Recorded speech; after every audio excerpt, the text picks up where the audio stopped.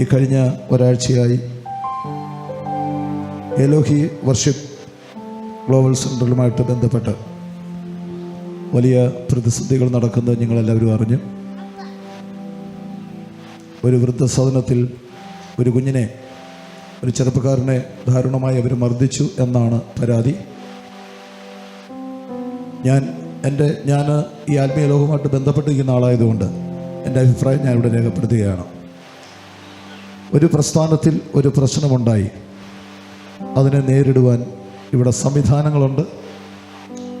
Pathanamthitta police വളരെ കാര്യഗൗരവത്തോടുകൂടി തന്നെ ആ കേസ് ഏറ്റെടുത്തു. ആ 3 പ്രതികളെന്ന് ആരോപിക്കപ്പെടുന്നവരെ 3 പേരെയും അറസ്റ്റ് ചെയ്തു. ഇപ്പോൾ ആ 3 പേരും പോലീസിൻ്റെ കസ്റ്റഡിയിലാണ്. ഇനി പോലീസാണ് തീരുമാനിക്കേണ്ടത്.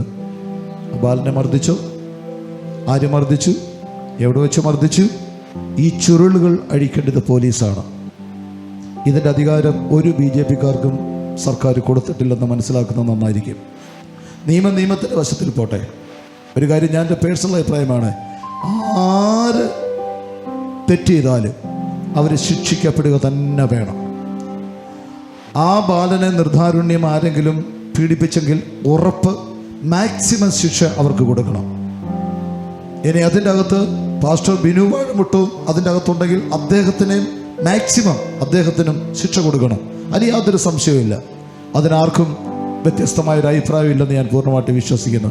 പക്ഷേ അവിടെ ഒരു സംഭവം നടന്നതിൻ്റെ പേരിൽ ഒരു ആരാധന നടത്തത്തില്ലെന്ന് പറയുന്നത് അത് ധാർഷ്ട്യമാണ്. ഇന്ത്യ മഹാരാജ്യത്ത് ആർക്കും എവിടെയും നമുക്ക് ആരാധിക്കാനുള്ള ആരാധന സ്വാതന്ത്ര്യം ഗവൺമെൻറ് തന്നിട്ടുണ്ട്. തെറ്റ് ചെയ്തിട്ടുണ്ടെങ്കിൽ ആ വ്യക്തിയെ നിയമത്തിൻ്റെ മുമ്പിൽ കൊണ്ടുവരുവാൻ പോലീസും അധികാരികളും കോടതിയും ഒക്കെ ഉണ്ട്. അത് അവർ നോക്കിക്കോട്ടെ. അതിന് നിങ്ങൾ കിടന്ന് ഇങ്ങനെ വലിയ വെപ്രാളമൊന്നും കാണിക്കേണ്ട യാതൊരു ആവശ്യവുമില്ല. Praise the Lord. ഞാൻ ഇപ്പോഴും പറയുന്നു, ഞാൻ ശരിയുടെ പക്ഷത്താണ് ഇന്ന് സംസാരിക്കുന്നത്. ആര് തെറ്റ് ചെയ്താലും അവരെ ശിക്ഷിക്കപ്പെടുക തന്നെ വേണം. പക്ഷേ ആരാധന കേന്ദ്രത്തിൽ കടന്നു വന്നിട്ട് ഞങ്ങൾ ആരാധിപ്പിക്കാൻ അനുവദിക്കത്തില്ലെന്ന് പറഞ്ഞ ധാർഷ്ട്യമാണ്. അത് ഈ സമൂഹം അംഗീകരിക്കാൻ പോകുന്നില്ല. നിങ്ങൾക്കൊരു പ്രശ്നമുണ്ടെങ്കിൽ പോലീസിനോട് പറയാം, കേസ് കൊടുക്കാം, കേസിന്റെ വഴിക്ക് പോകട്ടെ എന്നും പറഞ്ഞ് യേശുവിനെ ആരാധിക്കാൻ ഞങ്ങൾ അനുവദിക്കത്തില്ലെന്ന് പറഞ്ഞു കഴിഞ്ഞാൽ അതൊന്നും അംഗീകരിച്ചു തരാൻ ഞങ്ങൾ തീരുമാനിച്ചിട്ടില്ല. യേശുവിനെ ആരാധിക്കാനുള്ള ഞങ്ങളുടെ സ്വാതന്ത്ര്യമാണ്.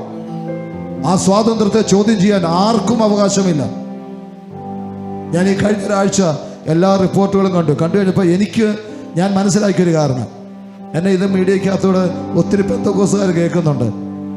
നാളെ നിന്റെ മുറ്റത്തും വന്ന് കുടി നാട്ടിയിട്ട് പറയും ആരാധിക്കാൻ പറ്റത്തില്ലെന്ന് പറയുന്ന ഒരു ദിവസം ഉണ്ടാവും.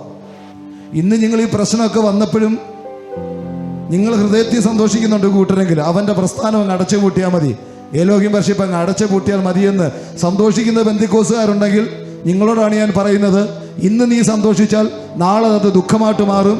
നിന്റെ പ്രസ്ഥാനത്തിൻ്റെ മുമ്പിലും നിന്റെ ആരാധനത്തിൻ്റെ മുമ്പിലും അവരോട് കൊടികുത്തും.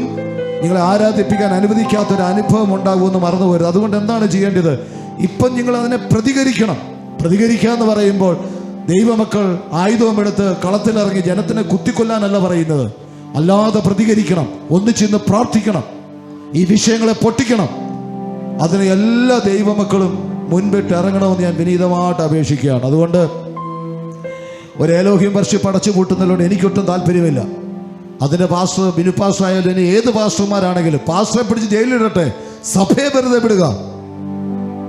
ഞങ്ങളുടെ ആരാധന സ്വാതന്ത്ര്യത്തെ മുടക്കുവാൻ നിങ്ങൾ നോക്കരുത്. ഒരു ഛത്തീസ്ഗഡ് ആക്കി തീർക്കുവാൻ കേരളത്തിനെ ഒരു ഛത്തീസ്ഗഡ് ആക്കി തീർക്കുവാൻ നിങ്ങൾ മെനക്കെടരുതെന്ന് ഞാൻ പറയുകയാണ്.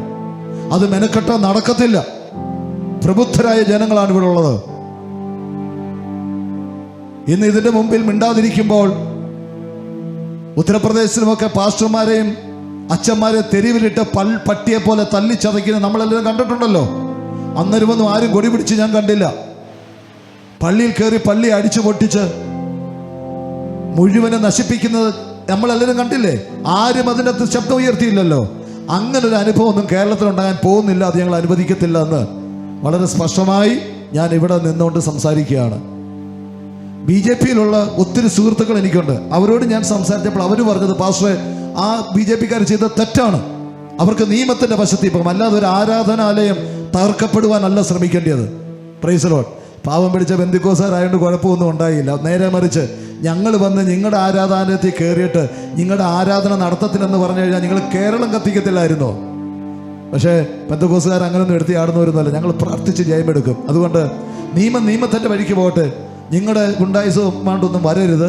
വന്നാൽ ഇതൊന്നും ഞങ്ങൾ അംഗീകരിക്കത്തില്ല എന്ന് വളരെ സ്നേഹപൂർവ്വം ഞാൻ നിങ്ങളെ അറിയിക്കുകയാണ്. സ്തോത്രം. അതുകൊണ്ട് ഏലോഹ്യം വർഷിപ്പിൽ നിന്നുണ്ടായിരിക്കുന്ന വിഷയം എന്തുവാണെങ്കിലും അതിനെ ഹൃദയം കൊണ്ട് ഞാൻ സപ്പോർട്ട് ചെയ്യുകയാണ്. ഞാൻ വീണ്ടും പറയുന്നു, അതിൻ്റെ അകത്ത് ആര് തെറ്റ് ചെയ്താലും അവർ ശിക്ഷിക്കപ്പെടണം. ഞാൻ ശരിയുടെ കൂടാണ്, ഞാൻ തെറ്റിൻ്റെ കൂടെ അല്ല.